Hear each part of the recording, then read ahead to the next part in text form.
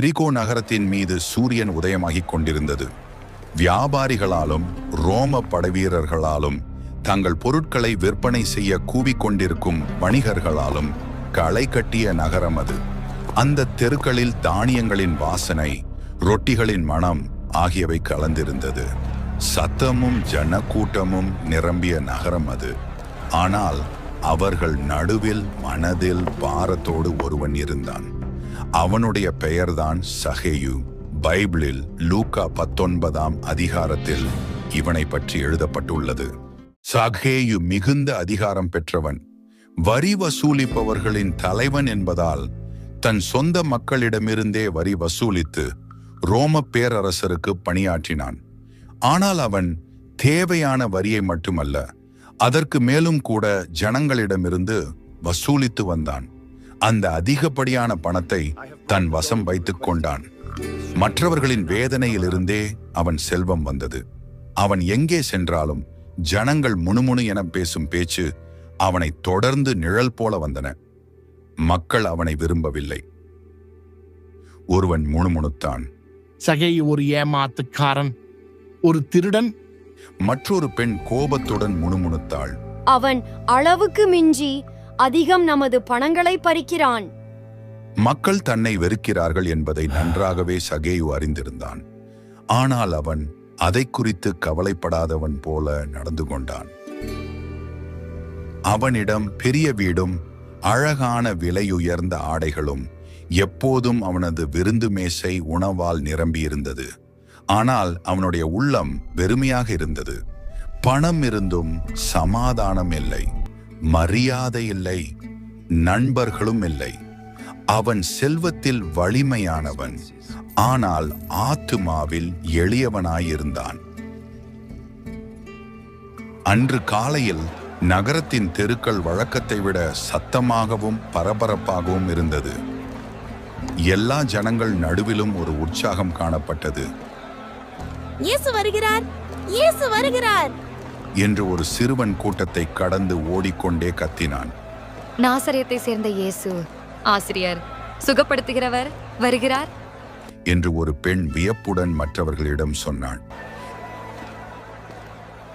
இந்த செய்தியை கேட்டதும் சகேயுவின் இருதயம் வேகமாக துடித்தது. அவரை பற்றி அவன் ஏற்கனவே கேள்விப்பட்டிருந்தான். குருடர்களின் கண்களை திறந்தவர், நடக்க முடியாதவர்களை நடக்க வைத்தவர், தேவனுடைய அன்பை அறிவித்து பாவிகளுடன் அமர்ந்து உணவு உண்டவர் என்பதை அவன் கேள்விப்பட்டிருந்தான். இது உண்மையா? என்னை போன்றவர்களை நேசிக்கும் ஒருவர் உண்மையிலேயே இருக்கிறாரா என்று அவனுக்கு யோசனை மேல் யோசனை எழுந்தது. அவன் ஆவலை அடக்க முடியவில்லை. இயேசுவை எப்படியாவது பார்த்துவிட வேண்டும் என்று சொல்லி தன்னிடம் இருந்த சிறந்த ஆடையை அணிந்து நெரிசலும் ஜனங்களின் கூட்ட நெரிசல் நிறைந்த தெருவில் தன் காலை வைத்தான். கூட்டத்தை தள்ளிக்கொண்டு முன்னேறத் தொடங்கினான். ஆனால் சகேயுவுக்கு ஒரு பிரச்சனை இருந்தது. அவன் குள்ளனாயிருந்தான். அவன் எவ்வளவு முயன்றாலும் அவன் கண்களுக்கு தெரிந்தது மக்களுடைய தலையின் பின்புறம் மட்டுமே. அவன் துள்ளி குதித்து இயேசுவை ஜனக்கூட்டத்தில் காண முயன்றான். ஆனால் எதுவும் பயனில்லை, பலனளிக்கவில்லை. கொஞ்சம் ஓரமாக நகருங்கள் என்று அவன் விண்ணப்பித்தான். முடியாது, நீ ஓரம் போ சகேயுவே என்று ஒருவன் கேலியுடன் சொன்னான். உனக்காக நாங்கள் ஏன் வழிவிட வேண்டும் என்று இன்னொருவன் இகழ்ச்சியுடன் கேட்டான். ஆனால் சக்கேயு மனம் தளரவில்லை. என்ன செய்வது என்று யோசித்து அவன் சுற்றி பார்த்தான். அப்போது அந்த சாலையோரத்தில் ஒரு பெரிய வலிமையான காட்டத்தி மரம் இருந்தது. யோசிக்காமல் அவன் முடிந்தவரை விரைவாக ஓடினான். மக்களின் பார்வைகளையும் கேலிச் சிரிப்புகளையும் பொருட்படுத்தாமல் இயேசு போகும் வழியில் முன்னாக அவரை பார்க்கும்படி ஓடி பெரும் முயற்சியுடன் அவன் ஒரு கிளையை பிடித்து அந்த மரத்தில் ஏறினான். அவனது கைகள் அழுக்கானது. அவனது ஆடை மரத்தின் பட்டையில் சிக்கியது. ஆனால் அவன் கவலைப்படவில்லை. அவன் இயேசுவை காண ஆவலோடு இருந்தான். இறுதியாக ஒரு கிளையின் மீது சாய்ந்து அமர்ந்து அவன் பார்வையிட்டான்.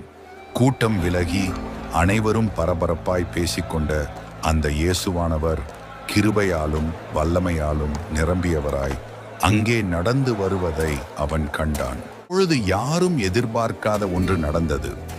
இயேசு அந்த மரத்தின் கீழே வந்து நின்றார்.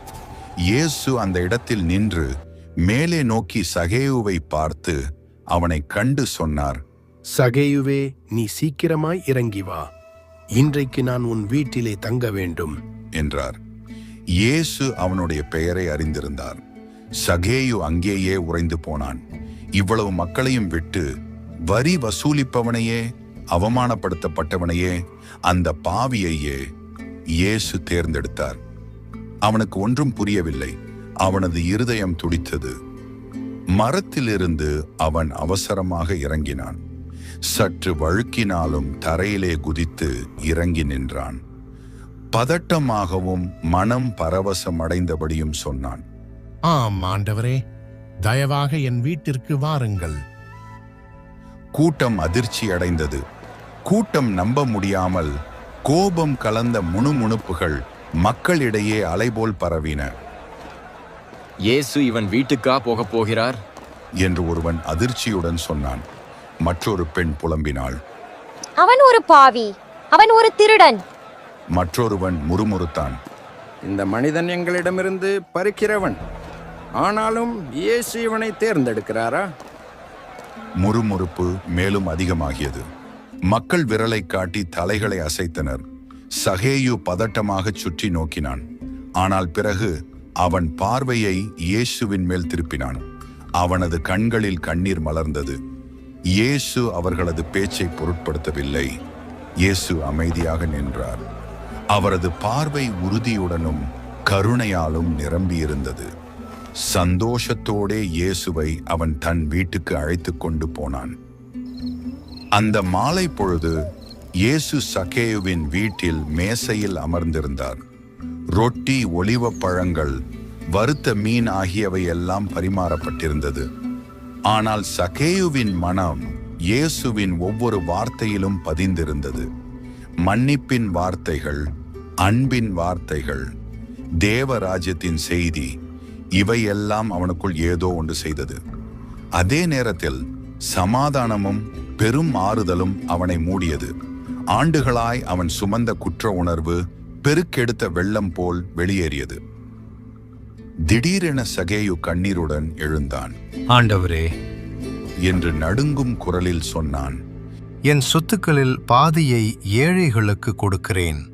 நான் ஒருவனிடத்தில் எதையாகிலும் அநியாயமாய் வாங்கினதுண்டானால் அவர்களுக்கு 4 மடங்கு திருப்பிக் கொடுக்கிறேன் என்றான். கூட்டம் மூச்சு விடாமல் அமைதியாக பார்த்தது. இவன் அவர்கள் அறிந்த அந்த பேராசைக்காரன் இல்லை. ஏதோ ஒன்று அவனுக்குள் மாறினது. இயேசு சந்தோஷமாய் சிரித்து கூறினார், இன்று இந்த வீட்டுக்கு ரட்சிப்பு வந்திருக்கிறது. ஏனெனில் இவனும் ஆபிரகாமின் புத்திரன். மனுஷகுமாரன் இழந்ததை தேடவும் ரட்சிக்கவுமே வந்திருக்கிறார் என்றார். அந்த நொடியில் சகேயுவின் இருதயம் புதிதானது. செல்வத்திற்காக வாழ்ந்தவன் இனி இயேசுவிற்காக வாழ்ந்தான். ஆஹா, சகேயுவின் இந்த சரித்திரம் எவ்வளவு அதிசயமானது!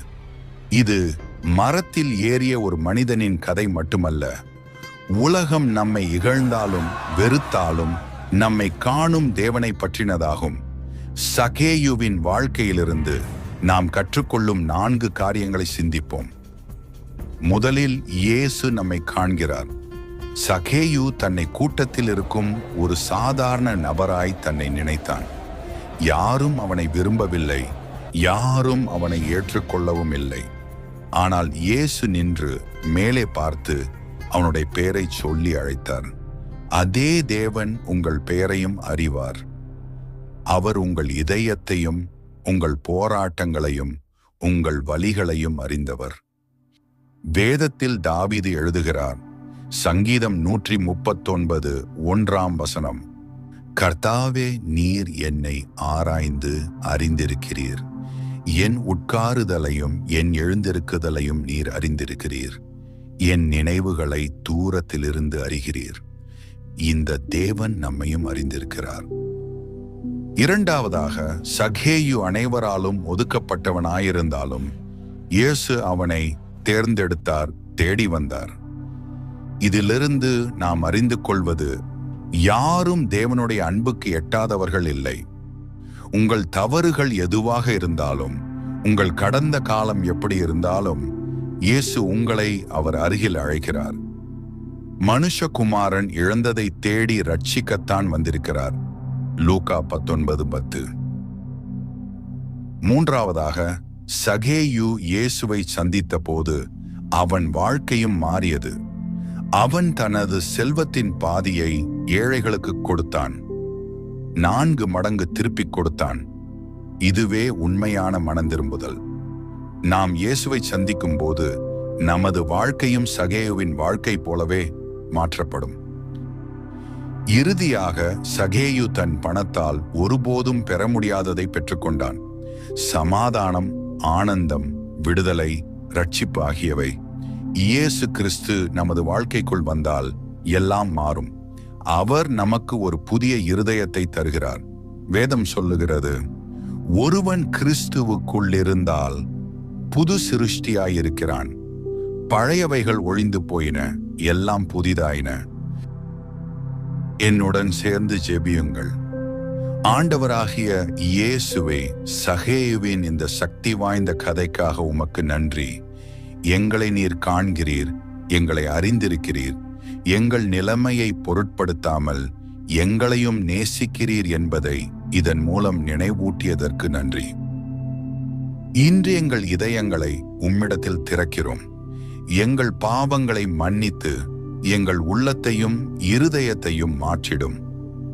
நாங்கள் சகேயுவை போல நேர்மையாய் வாழவும், மற்றவர்களை நேசிக்கவும், உண்மையாய் உம்மை பின்பற்றவும் எங்களுக்கு உதவிடும். எங்கள் வீடுகள் உமது பிரசன்னத்தினாலும் சமாதானத்தாலும் ஆனந்தத்தாலும் நிரம்பி இருக்கட்டும். இயேசுவின் நாமத்தில் ஜெபிக்கிறோம்.